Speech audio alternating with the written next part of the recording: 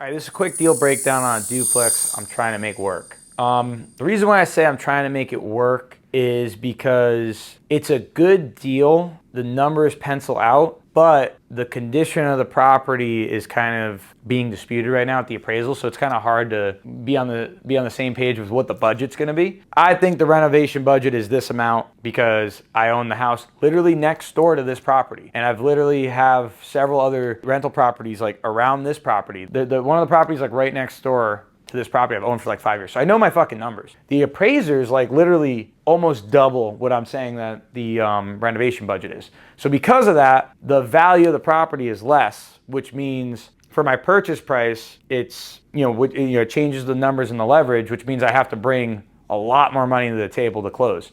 It's kind of ridiculous now where I almost have to bring like over 100,000 to the table, which is stupid. So, let's say really quick. So, the purchase price is $365. This is a duplex, so this is for a two-family.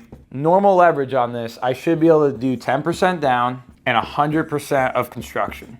If we put this kind of in brackets here, 10% down of 365 is 36,500 plus closing costs, which is, whatever that is. We don't have to get into that too much. I don't want to lose you guys here.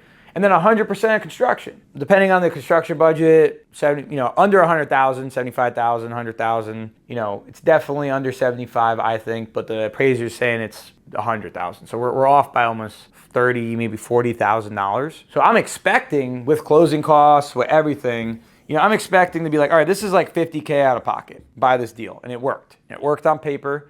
Everything makes sense. Hey, I bring 50K to the table. I buy this deal. It's a great rental property. It's going to rent for like $4,200 a month. I'm entering it at like 365. Back end value is closer to 500,000. It's a good deal. But the appraiser and I are arguing, so it's like about to blow up right now. So all these numbers change. So instead of it's like 50,000 at the closing table, now they're like, oh, okay, well, none of the numbers you just said, whatever, the appraiser, nothing works. So we're not doing any of this. And they want me to put 25% down to buy the deal. Now, 25% down is fucking stupid. Like, it doesn't work. Let me grab my calculator. Hold on. So 25% down at 365 is $91,000, bro. So it's like 91K, plus probably like 10 to 15K for closing costs. So we're over 100,000 to do the deal now. And it's like, it's still a good deal. Don't get me wrong. But do I want to lock up 100 grand in a rental property that's only going to cash flow like 1,200 bucks a month? 100 grand, 1,200 bucks a month, at least a year. It's going to take me at least a year, probably at more, maybe. I don't know if I could even cash out refi on this one based on the rent. Like, I don't know. It's just 91,000 doesn't work. So I'm like, all right, maybe I got a little trick here. This is what I'm thinking. The current value or the current purchase price is 365, but the appraiser has the as-is value, not the after repair value, the as-is value is like 380. So I'm thinking to go back to the seller and say, hey, I want to actually increase the purchase price to 380,000 with, and I'm going to ask for essentially 10K off the original price, but let me explain to you how that works, right? So I'm going to buy the property for more. I'm going to buy it for 380 with a 25K credit for closing.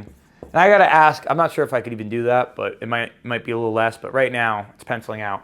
25K credit back at closing, and then see if I can get this other lender at 20% down instead of 25. So what does that do? So that basically says, all right, instead of 91,000, it's 380 times 20%, which is 76,000. So we're not 91, we're at 76. And then a 25K closing credit, which takes off that, right? So minus 25. So that drops us down to 51 plus another 10 or whatever, so it almost drops it down to like 60 grand. So it actually brings me back to the original number, very close, within $5,000. No construction loan, which I don't even really want or need because I can, it's not about, the construction could come later. Once I control and own the property, there's a lot more leverage we could do, right? But now it actually brings it all the way back. So it's actually a really crazy deal because the only way I can buy it is actually by offering, like buying it for more and then asking for about 10K off. It's kind of confusing, but it would actually work if everybody agrees to this. So this is kind of what I'm going to propose. I'm going to have my agent on this one submit this offer or the, I guess, revisions to the offer and see if they'll go for this. Basically increase the purchase price and then give me a 25K credit, which would net them 10,000 less, but the deal gets done.